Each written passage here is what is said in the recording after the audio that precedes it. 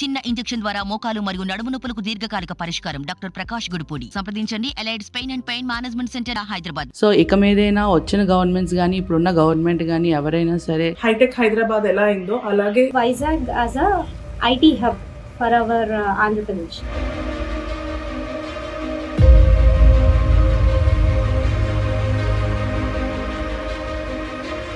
వైజాగ్లో మాకు ఐటీ సెక్టార్గా ఏ రకంగా డెవలప్మెంట్ లేకపోవడం వల్ల నేను హైదరాబాద్కి వచ్చి సెటిల్ అవ్వాల్సి వచ్చింది.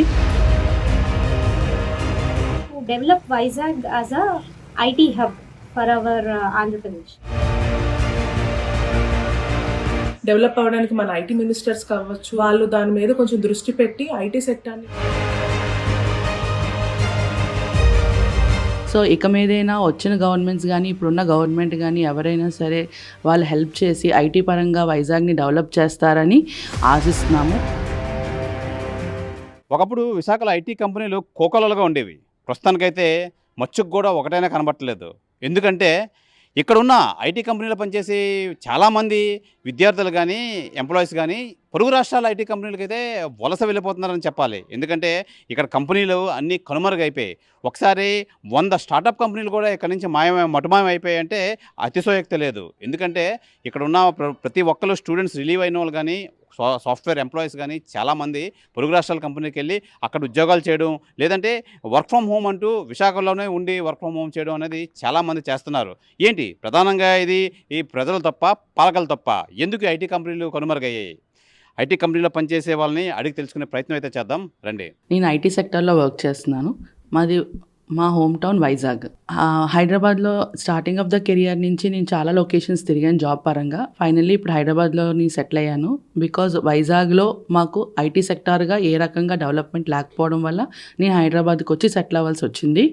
సో ఇక మీదైనా వచ్చిన గవర్నమెంట్స్ కానీ ఇప్పుడున్న గవర్నమెంట్ కానీ ఎవరైనా సరే వాళ్ళు హెల్ప్ చేసి ఐటీ పరంగా వైజాగ్ని డెవలప్ చేస్తారని ఆశిస్తున్నాము. ఎందుకంటే మాలాంటి వాళ్ళకి అది హోమ్ టౌన్లో సెటిల్ అయితే చాలా పేరెంట్స్ దగ్గర ఉంటాము. అది మాకు డెవలప్మెంట్ ఐటీ పరంగా కూడా ఉపయోగపడుతుంది. సో ఐటీ పరంగా అలా ఉపయోగపడడం వల్ల అక్కడ ఉన్న ల్యాండ్ ఏరియాస్ కూడా అక్కడ రిసోర్సెస్ కూడా డెవలప్మెంట్ ఉంటుంది. సో సిటీ కూడా ఇంక్రీజ్ అవుతుంది, ఇంప్రూవ్ అవుతుంది. మాలాటోళ్ళతో పాటు ఇప్పుడు వచ్చిన అప్కమింగ్ స్టూడెంట్స్ ఎవరైతే ఫ్రెషర్స్ కానీ రిలీవర్స్ కానీ ఉన్నారో వాళ్ళందరికీ కూడా చాలా ఉపయోగపడుతుంది. ఎందుకంటే మినిమం హైదరాబాద్ వెళ్ళవలసి వస్తుంది ఎవరికైనా. సో అలా లేకుండా ఇక మీదైనా ఐటీ పరంగా వైజాగ్ అన్నది డెవలప్ అవుతుందని వచ్చిన గవర్నమెంట్ మాకు సహకరిస్తుందని ఆశిస్తున్నాను. సో ఐటీ పరంగా వైజాగ్ డెవలప్ అవ్వాలని పూర్తి స్థాయిలో కోరుకుంటున్నాను. శిల్ప, నేను బెంగళూరు నుంచి మాట్లాడుతున్నాను. నేను లాస్ట్ 20 years బట్టి ఐటీ సెక్టర్లోనే ఉన్నానండి. నేను బీటెక్ వైజాగ్లోనే చేశాను. ఇన్ఫ్యాక్ట్ నా స్టడీస్ అంతా వైజాగే. మా పేరెంట్స్ ఇంకా వైజాగ్లోనే ఉన్నారు. సో వైజాగ్లో ఐటీ సెక్టర్ లేకపోవడం మూలంగానే నేను initial start of the career హైదరాబాద్లో చేశాను, తర్వాత చెన్నైలో చేశాను, ప్రస్తుతం బెంగళూరులో సెటిల్ అయ్యాము.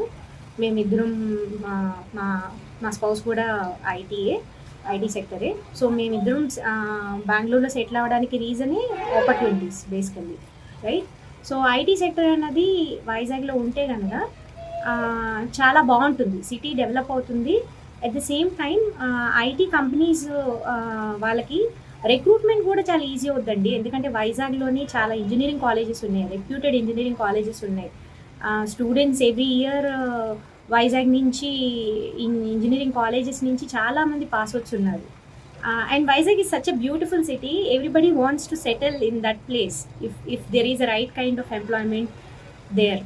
అండ్ చాలామంది ఇంజనీర్స్ బయటకు వచ్చాక సాఫ్ట్వేర్ సెక్టర్ వైపే చూస్తారు. సో ఐటీ సెక్టర్ అనేది వైజాగ్లో ఉంటే చాలా బెనిఫిట్ ఉంటుంది.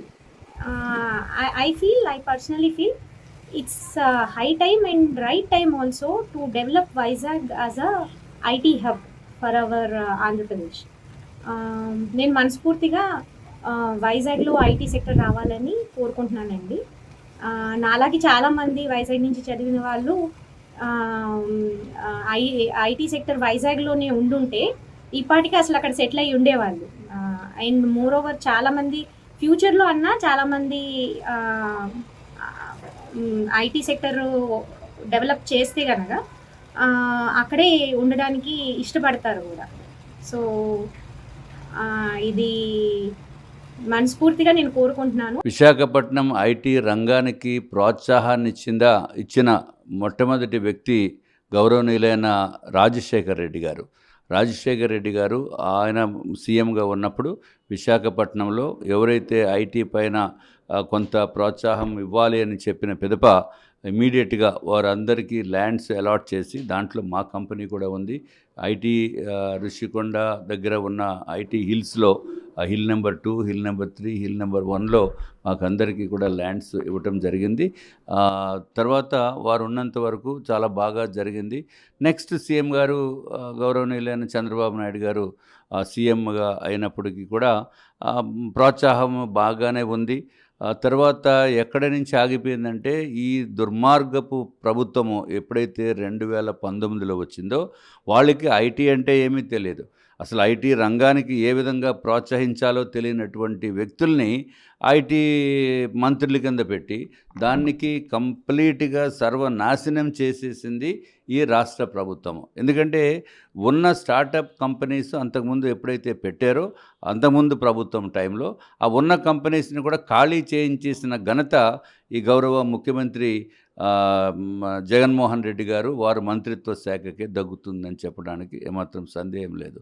తర్వాత కొత్త కంపెనీస్ రావడానికి అసలు ఉన్న కంపెనీసే పోయే పరిస్థితిలో ఉన్నప్పుడు కొత్త కంపెనీస్ ఎట్లా వస్తాయి? ఉన్న కంపెనీస్కి ఇదివరకు ఏదైతే ఇన్సెంటివ్స్ పెండింగ్ ఉన్నాయో ఆ ఇన్సెంటివ్స్ కూడా ఇవ్వనటువంటి పరిస్థితి ఉంది. అసలు ప్రోత్సాహం అనేది లేకుండా చేసేసి ఆ తర్వాత బయట కంపెనీస్ని తీసుకుని వచ్చి ఇక్కడ పెట్టి అట్రాక్ట్ చేయడానికి ఏ విధమైన ఇన్సెంటివ్స్ లేకపోతే ఎవరు కొత్త కంపెనీస్ పెట్టే పరిస్థితి ఉండదు. ఇది ఒకటే కాకుండా అసలు ఈ జగన్మోహన్ రెడ్డి అంటేనే భయభ్రాంతులైపోయే పరిస్థితి. కంపెనీ పెట్టిన తర్వాత కూడా మళ్ళీ వాళ్ళ అవసరాల నిమిత్తం నువ్వు ఖాళీ చేసేయమంటే ఖాళీ చేసేవలసిన పరిస్థితి ఉంది. అంతా ఇక్కడ రాష్ట్ర ప్రభుత్వము చేసిన నిర్ణయాల మూలాన భయభ్రాంతులై ఐటీ కంపెనీస్ కొత్త వాళ్ళు కూడా ఇక్కడికి రావటం లేదు. ఉన్న ఫ్యాక్టరీస్ని బయటికి పంపించేస్తున్నారు. ఆ మిలీనియం టవర్స్లో ఇదివరకు కొన్న స్టార్టప్స్ కంపెనీస్ ఉన్నాయి, వాళ్ళని బయటికి పంపించేశారు. వాళ్ళు ఏదో గవర్నమెంట్ ఆఫీసులు పెడతాము మీరు బయటికి పోమండి అన్నట్టు చెప్పి వాళ్ళు బయటికి వెళ్ళిపోయిన పరిస్థితి. అసలు నమ్మకం ఎవరికి ఉంది? చదువుకున్న వాడికి ఎవడికి కూడా ఈ ప్రభుత్వం పైన నమ్మకం లేదు. కొత్త ఇన్వెస్ట్మెంట్స్ కొత్తగా మళ్ళీ డెవలప్ చేద్దామనుకుంటే ఇక్కడ ఎందుకురా బాబు, ఇది వేస్ట్ ఇక్కడ ఆంధ్రావా, అందుకని పక్క రాష్ట్రం పోదామని చెప్పి పక్క రాష్ట్రానికి వెళ్ళిపోయిన మనుషులు చాలామంది ఉన్నారు నాకు తెలిసినలో. నేను సుమారు ఒక 10 సంవత్సరాల ఐటీ రంగంలో నేను కూడా ఉన్నాను. మా కంపెనీ ఉంది, కొన్ని వందల మందికి ఎంప్లాయ్మెంట్ ఇచ్చాము. అట్లాగే కొన్ని వేల మందికి కూడా మేము ఇండైరెక్ట్ ఎంప్లాయ్మెంట్ ఇవ్వడం జరిగేది. సో ఇప్పుడు దీంట్లో కొంత అనుభవం ఉంది కాబట్టి అనుభవంతో నేను చెప్తున్నాను. ఇప్పుడు నేను ఎంతోమందిని నాకున్న పాత పరిచయాలతోటి రిక్వెస్ట్ చేస్తున్నాను. నా పేరు శ్రావణి. నేను గత 10 సంవత్సరాలుగా హైదరాబాద్లో ఉంటున్నాను. మా ప్రాపర్ వచ్చేసి విశాఖపట్నం. సో నేను మ్యారేజ్ అయిన తర్వాత హైదరాబాద్ రావడం అనేది జరిగింది. అండ్ నేను ఐటీ సెక్టార్లో గత 9 ఇయర్స్గా వర్క్ చేస్తున్నాను. సో వైజాగ్లోనే ఐటీ సెక్టార్ అనేది డెవలప్ అయి ఉంటే మాకు ఇట్లా హైదరాబాద్ వచ్చి ఉండాల్సిన అవసరం లేదు. సో వైజాగ్లోని ఐటీ సెక్టార్ అనేది ఉన్నాయి, 1-2 కంపెనీస్ ఉన్నాయి, కానీ ప్రాపర్ డెవలప్మెంట్ అనేది ఇంకా లేదు. అంటే అన్ని టెక్నాలజీస్కి అక్కడ అనుకూలంగా లేదనిపిస్తుంది. అలాగే ఇప్పుడు ఇంజనీరింగ్ అయిన స్టూడెంట్స్కి కానీ అందరికీ కూడా సో వేరే ఊర్లు లైక్ హైదరాబాద్ కానీ బెంగళూరు కానీ పూణే ముంబై అన్నట్టు జాబ్స్ సర్చింగ్ కోసం వాళ్ళు అటు వెళ్ళాల్సి వస్తుంది. అదే మన వైజాగ్లోని ఐటీ సెక్టార్ కనుక డెవలప్మెంట్ అయ్యి ఉంటే కనుక అక్కడ బీటెక్ కానీ ఇంజనీరింగ్ ఎంబీఎస్ చేసిన వాళ్ళందరికీ కూడా చాలా ఉపయోగపడుతుంది. సో వాళ్ళు వాళ్ళ పేరెంట్స్ని కానీ ఫ్యామిలీని కానీ వదిలేసి వేరే స్టేట్స్కి వెళ్ళి జాబ్ చేయాల్సిన అవసరం లేదు. అండ్ ఇంత ప్రెషర్ తీసుకోవాల్సిన అవసరం ఉండదు.